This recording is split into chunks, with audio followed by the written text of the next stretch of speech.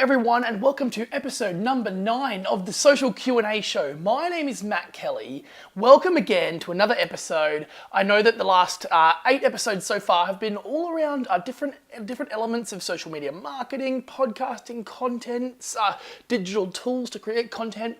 Today we're going to go a bit deeper into a tactic that people use when they try to build a presence using social platforms, and it's a bit of a black art, and it's one that I'm not a big fan of. And I wanted to just demystify, bust some of the conversation topics around the question: how do I buy fans? Okay, how do I buy friends? Because this is something that people have done a lot of in the past. They've gone out and they've gone, I've got a Facebook page and I just started it for my business and I've got 0 friends. No one's gonna like a page that has 0 fans, 0 friends, 0 fan base. Who's gonna ever care about that? So what they do is they go to a website like Fiverr.com, okay, and they go, wow, I can buy 1,000 likes for my Facebook fan page for $5. Sounds like a crazy deal. The problem is those people aren't engaged, they're not real, in most cases they're bot accounts, they call them click farms. So it could be somewhere in the Middle East with either a bot or actual people just out there liking 1,000 pages and not actually being real people or ever engaging in your posts. Now, a lot of people think to themselves, well, that's okay, I'm paying $5 for them, they don't need to deliver a return for me, it's just credibility. But there's a bigger problem at play, and that bigger problem at play really comes into effect when you look at how Facebook give you organic reach in the future. So we know that Facebook don't expose all of your content to all of your fans. They throttle it based on a whole range of variables that comes down to how their newsfeed algorithm actually works. What's interesting here is, if I've got, say, 100 real fans on my Facebook page, and when I put out a post, 20 people like a post, that's 20% of my fan base that was engaged in my content. That's good, okay? Like that's a great number. And there might only have been 30 or 40 or 50 people that actually saw it. So theoretically, if I've got, say, 20% of my fan base actually liking my content, Facebook look at me and go, that's great, we're gonna give you more exposure in the future. But here's the problem. Just say I've got 1,000 fans on my page, okay? So that's 1,000 people, but 900 of them are fake ones that I bought on a website like Fiverr.com, okay? When I put out that post and my, say, 20 actual friends like the post, of the 100 real friends, the 900 aren't going to because they're not real.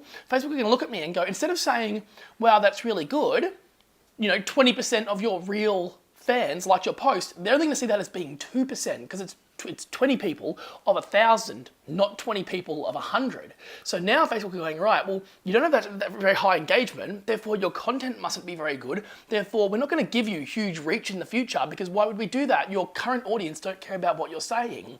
So not only is buying these fake fans harmful from a point of credibility, if anyone ever found out, if your customers saw it and realized, and there's also the fact that they're not going to be really engaged in anything that you say or do. Those things are bad, but they're not critical. What's actually critical is the fact that it's actually going to damage how much reach you get in the future. It's going to damage how much credibility or thought leadership or whatever it is that Facebook think that you have. So in the future, it essentially harms you. It prevents you from getting reach that actually matters to your brand. So that's actually really interesting. Now, you can go and buy Twitter followers, thousands of them. Twitter are on a rampage of like blocking all these fake followers. Instagram is the same, you can buy them. And the reality is with Twitter and Instagram right now, because they don't throttle reach, it doesn't have that critical challenge. But the truth is, it's a credibility problem. What's interesting is just 2 or 3 weeks ago, it came out in the press that Tony Abbott, who is the Prime Minister of Australia, actually had the majority of his fan base, I think he's got hundreds of thousands of fans on his Facebook page, were, you can see a very, very high level of stats based on a fan base publicly, and it was like 18 to 25-year-old, I think, males from India. It's like, should the Prime Minister of Australia's largest, most engaged fan base really be young people in India? Probably not. Now, it came out, a lot of people were hypothesizing that, well, it's probably because he bought fake fans, right?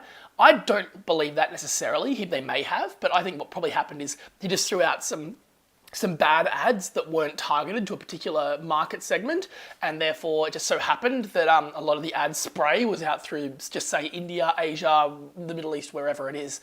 And And that's why he's got this really obscure fan base of pockets all over the world. That's my guess. Probably just some bad advertising and some bad management, as opposed to a really malicious attempt at buying fake fans. But then the question remains, well, if I'm not buying fake fans for credibility, what can I do when I first start? What can we do to build the presence? What can we do to make it so that when someone does find my Facebook business page, when I've just started, like, how do I convert them? How do I make them become a fan? And the reality is, and I'm sorry to say it, but it's work. It's actually creating content. And that's not just going and finding articles from around the net and posting them and blasting that to your entire user base. It really comes down to, creating content, writing blog articles, make micro content, make an image with some text over it that resonates with your brand and your audience. Because that's what, when someone hits your page, that's what they'll see, and that's what matters. And they may not see that you've got 10,000 fans. That's okay. If you're adding value in your content, then that's probably enough. Also, in the very early stages, get your family and friends on board. Not because they're going to drive a huge amount of traffic to you, or you're going to convert them all to become paying customers. We don't expect that to happen, but it certainly helps that you start to build some engagement in your content early, which will really help drive that organic reach in the future, because you will have an engaged audience.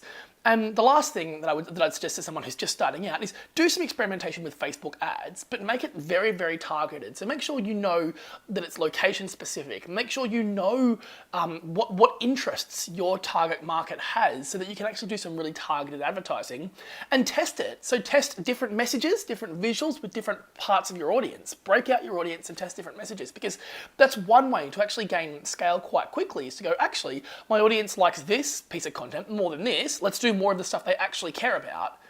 That's really simple, and it makes a lot of sense. This is very, very basic marketing, but it's just a different take on what is actually a bit of a dark art, buying friends for credibility. Well, if it's not giving you any credibility, then why would we do it? And the truth is, we shouldn't. So that's my take on buying fans, buying friends, buying likes. I'm not a big fan. A few years ago, you could do it and get away with it. It didn't matter as much. Today, with organic reach dipping the way it is, so people aren't reaching their entire audience, they're reaching a subsection of their audience. Because of that, it's just not worth it. That's just my take on it. Thank you so much for watching, and I hope this was a little bit valuable for you. I hope I shed some light on the fact that the inauthentic strategies when it comes to social, being such an authentic way to communicate with people, just don't work anymore. So there you go, my take. Feel free to tweet me at Matthew Kelly. If you're watching this on iTunes, please feel free to write me a review or hit the subscribe button. If you've learned anything at all, I'd appreciate that. And on YouTube, as always, subscribe and make sure you write a comment below, or a like, or a thumbs up, or whatever it is that you choose to do. I massively appreciate it. Thanks again, everyone, and I'll see you very soon. Cheers.